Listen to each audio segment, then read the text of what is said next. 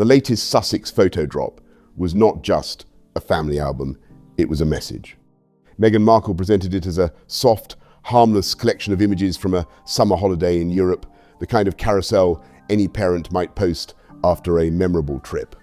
There were beach scenes, relaxed family moments, glimpses of Prince Harry with Prince Archie and Princess Lilibet, and images that appeared to place the family at Althorp, the childhood home of Princess Diana, and the place where she was laid to rest. On the surface, it could all be described as sentimental. A father bringing his children closer to the memory of their grandmother, a family enjoying private time after a complicated period, and Meghan allowing the public to see a warmer side of their lives. But the reaction has been much sharper than that, because for critics of the Sussexes, this was not a casual holiday post. It was a carefully timed public relations move, and one that seemed to cut directly across the promise that their return to the United Kingdom would be private, quiet, and discreet. A total betrayal, having promised King Charles that their UK return would be private and discreet. The Sussexes have proved once again that they cannot be trusted, folks. You cannot do business with these people. Now, it's my understanding that King Charles was very clear about the ground rules for the Highgrove House gathering, which I'm told was barely an hour in length. And the rules were very clear. No photos, no publicity, no interviews. Good luck with that. This is Meghan Markle with... That is the central tension in this story. According to the commentary and reporting around the trip, King Charles had been prepared to allow a limited family reunion with very clear expectations around privacy. The gathering at Highgrove House was understood to be brief, private, and tightly controlled. The point was not to stage a new public chapter for Harry and Meghan. It was to create a small space for a father, a son, and grandchildren who had been separated by years of bitterness, legal fights, television interviews, books, documentaries, and public accusations. If the palace side allowed that meeting to happen, then the implied bargain was simple. No public theatre, no leaks, no photographs from the royal side, and no attempt to turn a private family moment into commercial or reputational capital. That is why the later Instagram carousel immediately raised eyebrows. It may not have broken the letter of any rule, but critics argue that it broke the spirit of the understanding.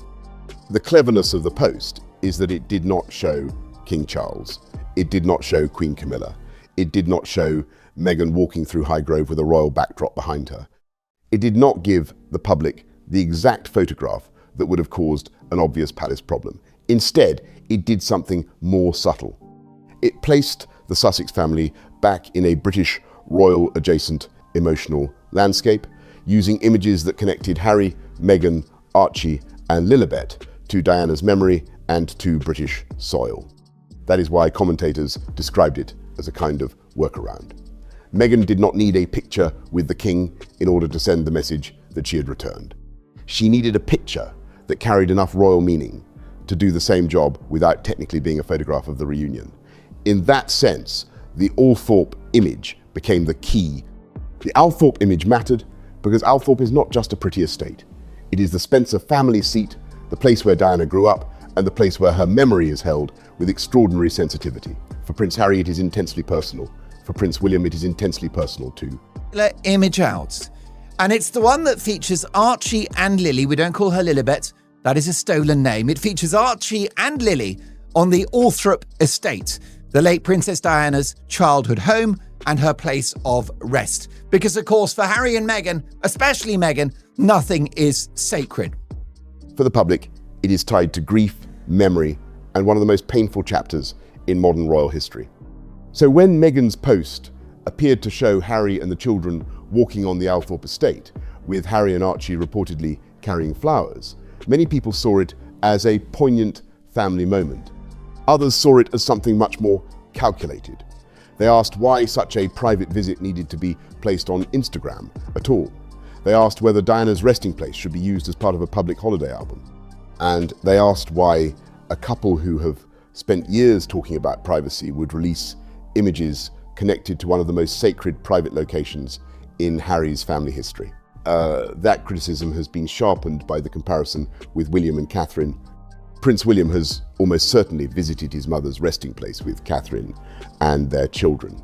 But the public has not been given a photo campaign around it. We do not see birthday-style captions or carefully chosen images of Prince George, Princess Charlotte, and Prince Louis at Althorp. That restraint is part of the point.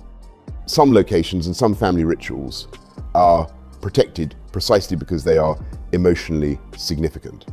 Maureen Callaghan, writing critically about the Sussexes, argued that Diana was buried at Althorp in part so that her grave would not become a public spectacle or a commodity. Whether one agrees with the harshness of that judgment or not, the question is real. When does honouring Diana become using Diana? And when does a private visit become a brand asset? For Meghan's critics, the answer is that this photo drop felt like brand positioning. It allowed the Sussexes to attach themselves again to Diana's legacy at exactly the moment Meghan needed a more powerful royal signal. Her brand in America has been struggling to find durable momentum. The lifestyle push around As Ever has generated attention, but attention is not the same as credibility.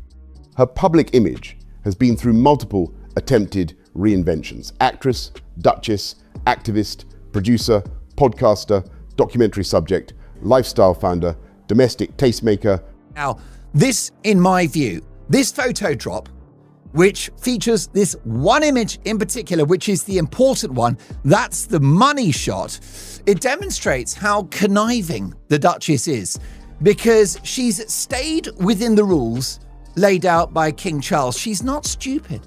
She stayed within the rules. What she's doing, folks, is sticking to the letter of the law, but not the spirit of it.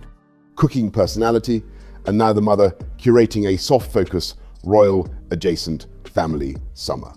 The Diana connection gives that image emotional weight. It says, without saying it too bluntly, that the Sussexes are not just another celebrity family in California. They are linked to the most globally recognizable royal woman of the modern era. People magazine's framing helped underline that point. Its coverage of the beach photographs connected Meghan's new image to memories of Princess Diana on holiday with young Prince Harry, especially photographs from Diana's own relaxed summer moments in the early 1990s. That comparison was not accidental in its effect, even if different outlets presented it in different tones. Once the headline places Meghan's family holiday beside Diana's family holiday, the reader is encouraged to see continuity. Harry is now the father in the surf. Archie and Lilibet become the next generation. Meghan becomes part of a visual lineage that runs through Diana. For supporters, that may feel tender and natural. For critics, it looks like another attempt to borrow Diana's emotional power and transfer it onto the Sussex brand. That is why the beach photograph drew attention too. It was not the most politically explosive image, but it carried visual echoes. Meghan, Harry, Archie, and Lilibet running toward the water in Portugal could be read as a joyful family moment, and no fair person would deny that families are allowed to have holidays. But royal imagery does not exist in isolation. Diana's beach photographs remain part of the public memory of Harry's childhood. When a modern Sussex photo is placed beside those memories, it becomes more than a holiday snap. It becomes a statement about inheritance, motherhood, family warmth, and the idea that Harry is recreating with his children the freedom and playfulness he once experienced with Diana.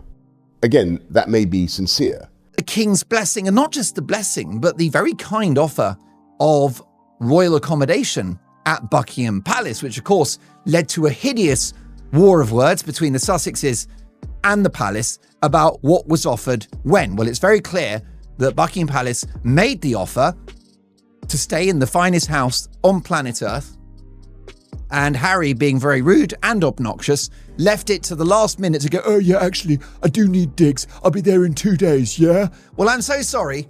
It doesn't work like that with Buckingham Palace, because they need to fluff the cushions, they need to get the Dyson out, and they need...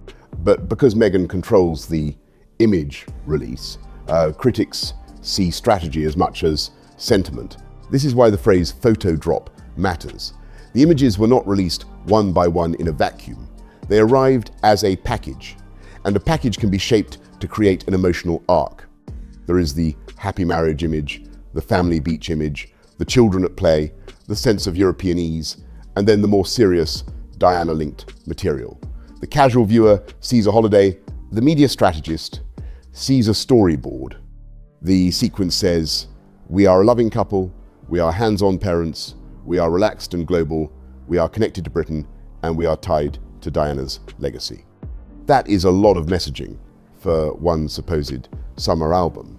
The power is that none of it has to be said directly. A well-chosen image can do more work than a statement because it allows the audience to supply the meaning themselves. That was the argument made by critics such as Mark Dolan, who framed the release as Meghan staying inside the technical boundaries while still achieving the public relations goal. In that reading, King Charles did not get a blatant high-grow photograph on Instagram, but Meghan still got a British royal signal into the public domain. She did not post a family portrait with the king, but she posted material that placed the children in the emotional geography of the monarchy. She did not announce a royal comeback, but she gave friendly outlets enough imagery to write as though the Sussexes had returned to the royal story. That is why the line between the letter and the spirit matters. The letter may have been respected, the spirit, critics argue, was not. The carousel also shows why Meghan's relationship with friendly media coverage is so important. Outlets such as People often present Sussex stories through the most sympathetic possible lens: family, healing, legacy, joy, and personal meaning. That does not mean every positive article is planted or controlled, and it would be too simple to say that every friendly headline comes directly from the Sussex machine. But it is fair to observe that certain publications understand the emotional framing that benefits Harry and Meghan. A beach image becomes a Diana echo. A private visit becomes a tender family milestone.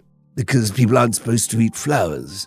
So, King Charles was naive, and he thought the assumption was the couple would be discreet. They have been anything but, because they're not discreet people.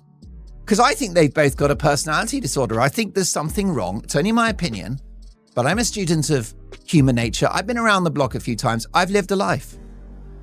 And I think that they're both not right in the head. I think Harry is consumed. A carefully selected glimpse becomes proof of healing. Once that coverage exists, the Sussexes do not need to say the quiet part out loud. The headline does it for them.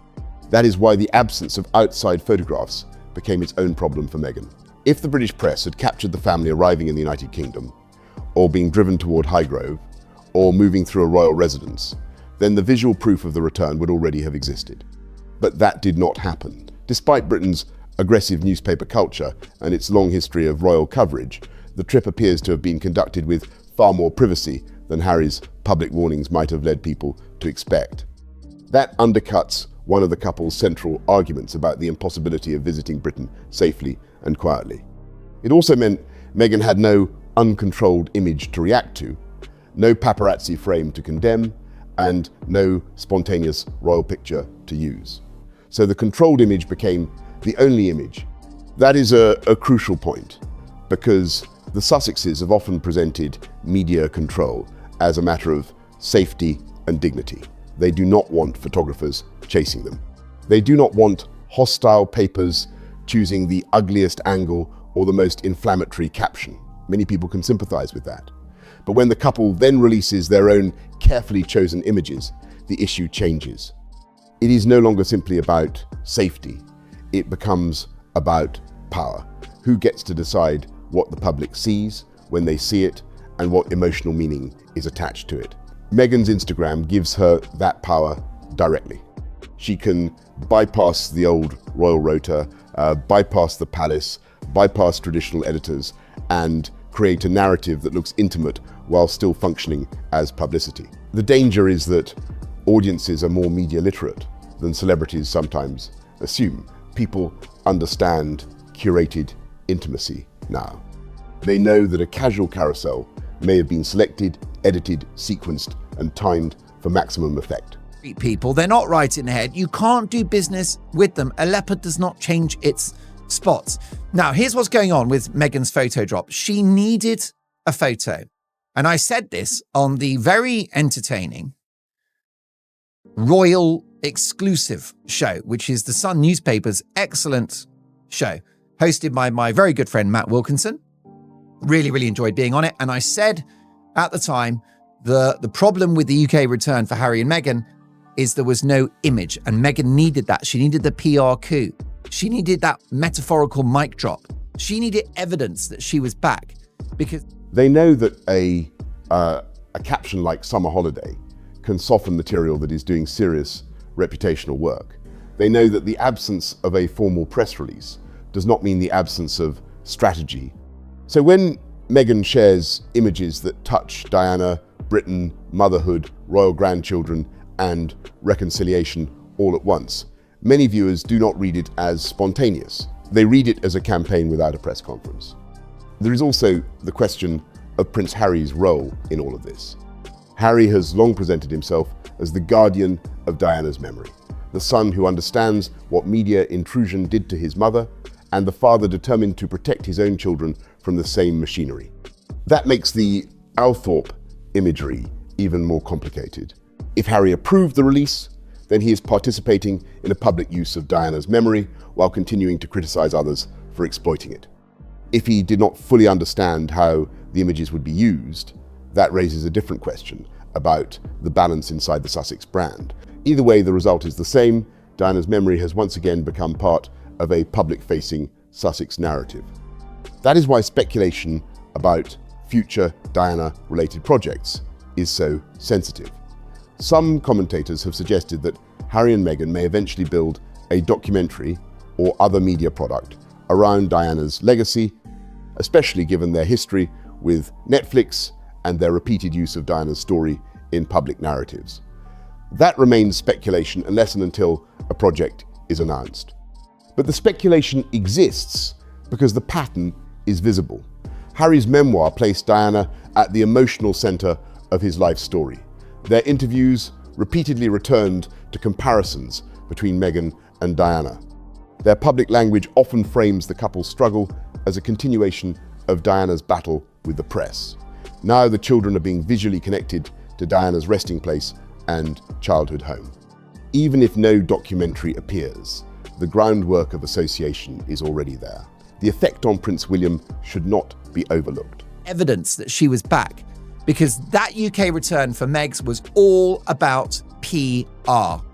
And it was all about the fact that her brand is dying in America. She's got to come back to England and be royal again. That's why Harry is looking for his armed security in the UK, because then he's royal. Because when he lands at Heathrow, if you have the cop cars and the blue lights and the police outriders and the helicopters and the SWAT team and the 7-car cavalcade, I've been practicing that all afternoon. If he has all of that, then he's royal. That's why he wants it. Because he doesn't need or want or ask for armed royal protection. Diana is not only Harry's mother, she is William's mother too. William has chosen a much quieter public relationship with her memory, one that tends to appear in formal commemorations, charity work, and carefully controlled family references rather than dramatic personal revelations. That difference has become one of the deepest emotional contrasts between the brothers Harry speaks and releases. William withholds and protects. Neither brother owns Diana alone, but when Harry's side uses Diana imagery publicly, it inevitably touches William's grief as well. That is why the Althorp photo felt to critics like more than a Sussex branding moment. It felt like a move inside a family wound that has not healed. The timing also matters. The photos arrived after a complicated return to Britain, a return that was supposed to be discreet and had already been surrounded by disputes over security and accommodation. Harry has argued for years that his family cannot safely travel in the United Kingdom without adequate protection, and that argument has been central to his legal battles and public complaints. Yet the reported trip showed that, at least on this occasion, the family could move privately and without the kind of public spectacle Harry has often said would make the visit impossible. British newspapers, with all their resources and royal contacts, did not capture the kind of dramatic arrival shot Meghan's critics believe she would have wanted. There was no public photograph of the family being greeted by King Charles, no motorcade picture became the defining image, no paparazzi frame turned the reunion into front-page theatre. And that absence is important because in public relations, the image often becomes the proof. A story without an image can be reported, but it may not dominate the imagination. A photograph gives a narrative shape. It can be replayed, shared, compared, captioned, and used as evidence. That is why critics argue Meghan needed this photo carousel. If no outside photographer captured the Sussexes' return to Britain in a way that could visually restore their royal association, then Meghan could release her own version. Hoping for, no doubt, was a paparazzi would capture her in the Range Rover, sort of dark windows. Oh, hi! Whoops, did you get my photograph? You're welcome, my husband! That's what she would have loved. But she didn't get it, because it turns out that if the Sussexes need to come to the United Kingdom and visit here and do a few things and meet the family, it can all be done without armed protection, without helicopters and blue lights and the entourage, and it can be done without paparazzi or any journalist getting hold of it. Now, She could control the frame, control the caption, control the emotional associations, and place the family exactly where the brand needed them to be. Not beside King Charles, but beside Diana's memory. That is the point many commentators have made. Meghan did not need to violate the obvious boundary in order to benefit from the trip. She simply needed to move the story from Highgrove to Althorp. Highgrove would have been too direct, too sensitive, and too clearly connected to the King's private accommodation and family reunion. Althorp gave her a different kind of royal legitimacy. It is not crown property, but it is emotionally royal in the public mind. It belongs to Diana's story, and Diana's story remains the most valuable emotional currency Harry possesses. By showing Archie and Lilibet there, Meghan could signal that the children had returned to Britain, that they had connected with their grandmother's legacy, and that the Sussex family still occupies a meaningful place within the wider royal story. This is where the question of Archie and Lilibet becomes uncomfortable. Harry and Meghan have repeatedly emphasized their children's privacy. They have argued that the children should be protected from intrusion, and there is merit in that. Royal children, especially in the age of social media, deserve boundaries, but the Sussexes' own choices have become harder to explain. The children appear when their appearance serves a useful narrative purpose. Birthdays, holidays, curated family moments, charity-adjacent emotional stories, and now a visit connected to Diana. Their faces may often be hidden or partially obscured, but their presence is still being used symbolically. They are not just children in these images. They are proof of family, continuity, royal relevance, and emotional legitimacy. That is why critics have accused Meghan of bringing the children more directly into the Sussex brand. Whether or not that is her conscious intention, the effect is clear. Archie and Lilibet allow Meghan and Harry to speak to audiences in a way that adult interviews no longer can. An amazing newspapers in this country, Daily Mail, of course, Telegraph, another great newspaper, The Mirror, The Star. We've got a lot of titles. And they all tried to get a photo of Meghan back in the UK, and they got nothing. Why? Because they can travel securely and they can travel privately. I've got so many friends in journalism, as you know. By the way, lots of you loved my interview with Kelvin Mackenzie, former editor of The Sun. You loved Kelvin. I've always loved Kelvin. He was my first boss. Mark, Kelvin Mackenzie, right? I'm going to call Prince Harry. I'm going to say, Harry, I'm coming round to you. After Spare, Oprah, the Netflix documentary, the podcast controversies, and years of public grievances, the adults are polarizing. The children soften the story. They shift the emotional terrain. They make the Sussexes appear less like combatants in a royal feud and more like a young family trying to create memories. That is powerful public relations. It is also why the public reacts strongly when those images appear connected to Diana's grave or childhood home. The emotional force is enormous, and critics suspect it is being deliberately deployed. The Highgrove meeting itself also deserves attention because it showed just how low trust remains. Reporting and royal commentary suggested that Queen Camilla's presence at the meeting was significant, partly because it ensured there was another senior witness in the room. That alone tells us a great deal. A family reunion that requires careful containment is not a simple reconciliation. It is not a warm reset. It is a guarded encounter between people who know that any conversation could later become contested, leaked, interpreted, or folded into another public narrative. If Harry hoped that one meeting would restore easy trust, the handling of the visit suggests the opposite. The palace may be willing to keep a door open, but it is not behaving as though everything has been forgiven. This is also why the Buckingham Palace accommodation dispute matters. Reports around Harry's visits have repeatedly mentioned offers of secure royal lodging and arguments over timing, notice, and logistics. From the palace perspective, a royal residence cannot be treated like a last-minute hotel booking. Security, staff, planning, and household arrangements require notice. From Harry's perspective, the issue has often been framed through safety, legal rights, and whether his family is being treated fairly after stepping back from royal duties. But to many observers, the repeated disputes over accommodation and protection look like something else, a battle over status. A stay in a royal residence sends a signal. A police escort sends a signal. There's a picture. What is it? A picture has 1,000 words? Something like that. A picture tells 1,000 words? A picture tells 1,000 stories? A story tells 1,000 pictures? Guys, can we just stay focused here? We've got work to do.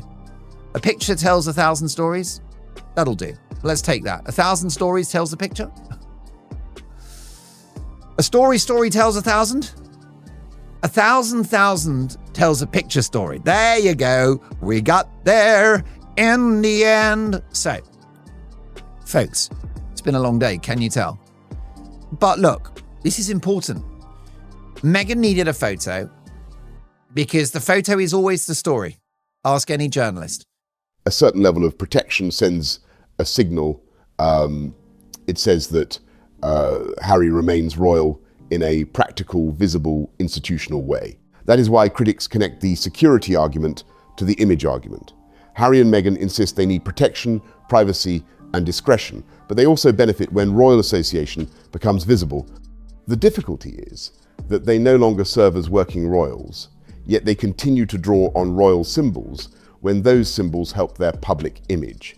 This middle position has defined their post-royal life. They are not ordinary celebrities, because ordinary celebrities do not attract this kind of attention from palace access, royal titles, Diana's legacy, and the king's grandchildren. But they are not working royals either, because they do not carry out official duties on behalf of the crown. They live in the space between celebrity and monarchy, and every photo drop exposes how unstable that space can be. The strongest criticism of Meghan's carousel is that it appeared to convert a private family milestone into public leverage.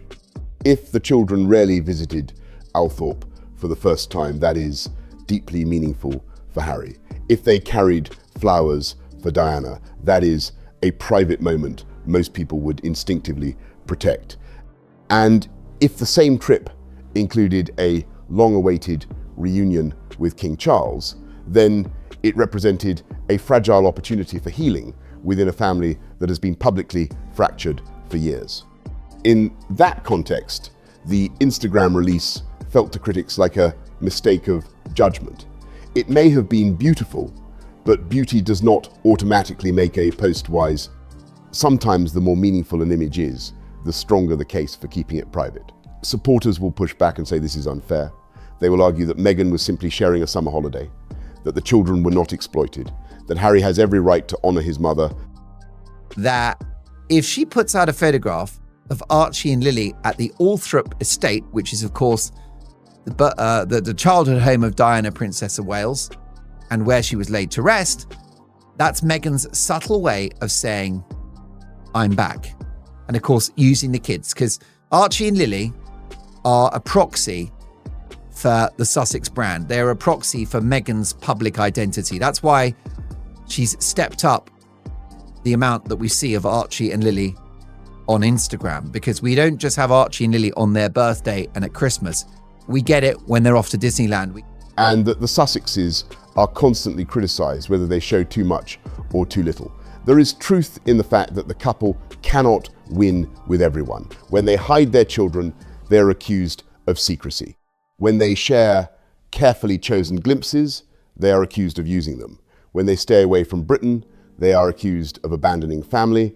When they return, they are accused of chasing royal relevance. The Sussexes do live under a level of scrutiny that would make any public decision difficult. But scrutiny does not erase the contradictions. Meghan and Harry built much of their post-royal narrative around escaping intrusion, protecting their peace, and refusing to let the media define them. Yet they also keep feeding the media machine with images and stories that invite precisely the kind of royal symbolism they claim to have left behind. A summer album is not just a summer album when it includes a Diana-coded beach shot, a possible visit to Althorp, a context of royal reconciliation, and a recent battle over security and palace accommodation. The audience is not inventing symbolism out of nothing. The symbolism is built into the choices. The Diana element is the most sensitive of all because Harry has every personal right to grieve, remember, and involve his children in his mother's story. No one can take that from him. The problem is not Harry visiting Althorp. The problem is the public use of that visit. Diana's memory has always been powerful, but it has also been commercially and emotionally contested. Harry has spoken often about the trauma of losing her, and he has criticized the press for its role in her life. That makes it even more striking when images tied to her resting place become part of an Instagram strategy. If the press turning Diana into a public commodity was wrong, then critics ask why the Sussexes should get to do a softer, self-controlled version of the same thing. There is a difference, of course, between a tabloid chasing a grieving woman and a son choosing to share a moment connected to his mother. But the ethical line still matters. Once a private image is posted by a public figure with millions of followers, it enters the marketplace of attention. And this is another good example where they are useful to Megs, because that image of Archie and Lily at the Althorp estate, Diana's childhood home, is a very subtle way of staying within the rules. Well, you see, I asked them to be very discreet, you see, but Mark Dolan explains, Camilla, that they're not right in the head and they can't be discreet, you see, because Meghan's got in his opinion, a narcissistic personality disorder, you see, and Harry's just angry with the world, you see. So, it can be monetized indirectly through brand visibility, sympathetic coverage, algorithmic reach, and future deal-making. That is why even a tender photo can become controversial. The question is not whether the emotion is real. The question is whether real emotion is being placed into a public relations machine. Meghan's critics believe that is exactly what happened. They see the carousel as a controlled release designed to remind America and Britain that Meghan is still close to royalty, still connected to Diana, still the mother of royal grandchildren, and still capable of shaping headlines. The phrase summer holiday may sound casual, but the content carried much heavier meaning. It placed the family in Portugal, in Britain, in Diana's orbit, and close to a reported reconciliation with the king. It gave friendly outlets material to write about. It gave commentators something to debate. It gave the Sussex brand a fresh round of royal oxygen. That royal oxygen matters because Meghan's recent ventures have not produced the clean, lasting success her team likely hoped for. The lifestyle space is crowded, and the public has not universally accepted her as a natural domestic authority. Every product launch, cooking appearance, and carefully styled visual moment is weighed against the perception that she is trying to manufacture authenticity. When that happens, a return to royal symbolism becomes useful. Royalty remains the thing that differentiates Meghan from every other celebrity with a lifestyle line.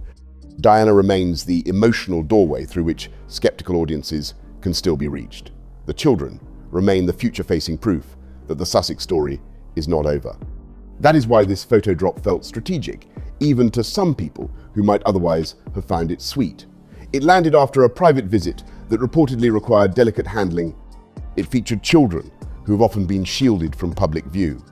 It leaned into Diana's memory at a time when Harry and Meghan's royal relevance is constantly being questioned. And it arrived through Meghan's own social media, meaning the couple controlled both the images and the initial framing. From Highgrove House, King Charles is not in the photograph. Queen Camilla is not in the photograph. Don't forget, by the way, King Charles, according to my friend, Robert Jobson, Queen Camilla went to the Harry and Meghan reunion because the king needed a witness to make sure that they couldn't lie about what happened and that they couldn't lie about what was said. That's how low the trust is. So if Harry thinks he's home and hosed with Charles, good luck with that. In modern celebrity culture, that is not accidental. That is the playbook. Starve the outside media of access, then release your own curated version when it benefits you most. The problem is that the playbook works only when the audience trusts the person using it. If people believe Meghan is simply protecting her family and sharing selectively, the images feel warm. If people believe she is calculating, the same images feel manipulative. That is the trap she now faces. The meaning of everything she does is filtered through years of accumulated suspicion. A laugh at dinner looks staged. A beach photo looks coded. A flower at Althorp looks like branding. A private family reunion becomes a PR opportunity waiting to happen.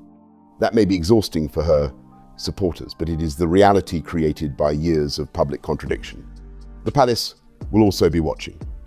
Even if no formal complaint is ever made, the message is clear: future contact with the Sussexes will be managed carefully. Trust is not rebuilt by avoiding the most obvious leak while still finding a way to generate a headline. If King Charles wanted discretion, he will likely notice that the trip still became content.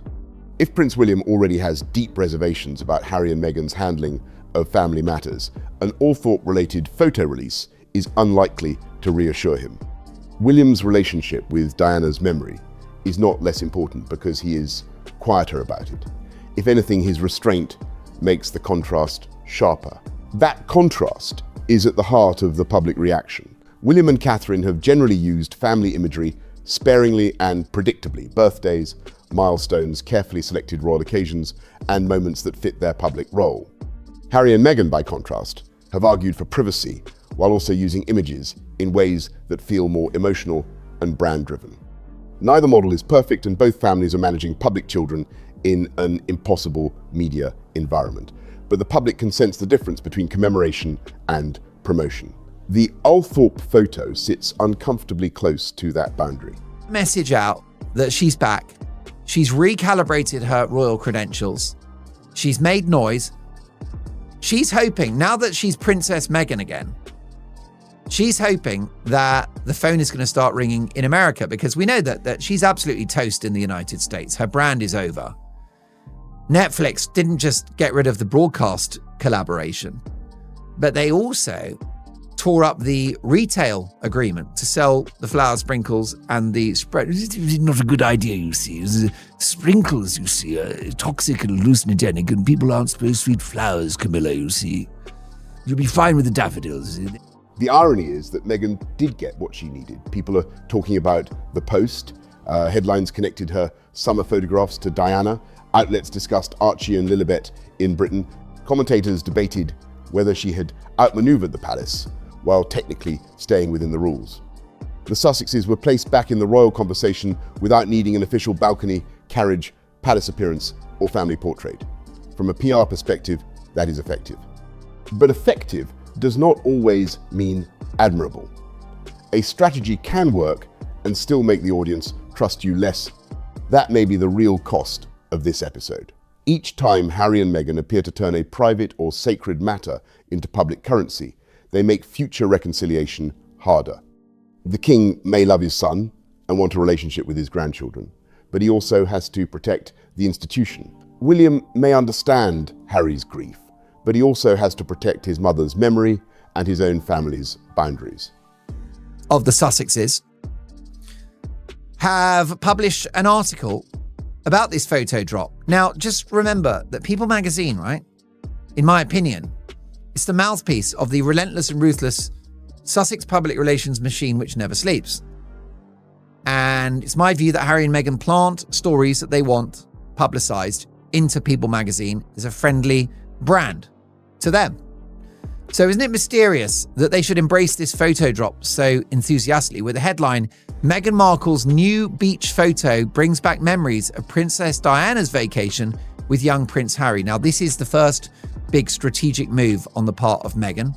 Now deploying the Diana... The public may feel sympathy for two children meeting their late grandmother's legacy, but it can still question why that moment had to become part of a social media rollout. These things can all be true at once.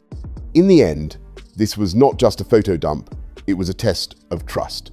The Sussexes had a chance to show that a private return to Britain could remain private, that family healing could happen without public staging, and that Diana's memory could be honoured without being folded into a brand narrative. Instead, the release reopened all the old questions: why share this? Why now? Who benefits? What message is being sent? And how can a couple ask for privacy while repeatedly turning private moments into public signals? For Meghan, the answer may be that she believes she is simply controlling her own story. That has been her argument from the beginning. She does not want hostile newspapers deciding which images matter. She wants to choose the frame herself.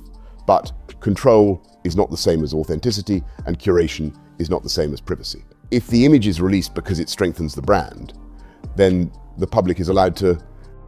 Archie and Lily at the Althorp estate. This is the image that Meghan is telling the world, I was back in England with my kids, I'm royal again, I'm Princess Meghan. So what you get with the Althorp image is Meghan territorially saying, I have reunited with the United Kingdom and the royal family, but it's also building this connection to the Diana brand, making Diana Sussex adjacent. And what about this from Maureen Callaghan, who's an incredible journalist at the Daily Mail. Of course, she's got a fantastic YouTube show as well. I'm a huge fan of Maureen Callaghan. The Pulse, I believe, is her show. Analyze it as branding. If the caption is casual, but the symbolism is royal, then viewers are allowed to notice the royal symbolism. And if the couple's return was supposed to be discreet, then a carefully chosen Instagram album connected to Diana and Britain will inevitably be seen as a breach of the spirit, even if no explicit rule was broken. That is why this story will linger. It takes everything unresolved about Harry and Meghan and places it inside a handful of photographs. The desire for privacy, the need for attention, the use of royal titles, the pull of Diana's legacy, the role of the children, the fragile relationship with King Charles, the gulf with Prince William, and Meghan's ongoing attempt to convert royal association into modern celebrity power. A holiday album should have been simple. With the Sussexes, almost nothing stays simple. And once again, what was presented as a soft family moment has become a much harder question about trust, judgment, and whether Meghan can ever resist turning a private scene into a public message.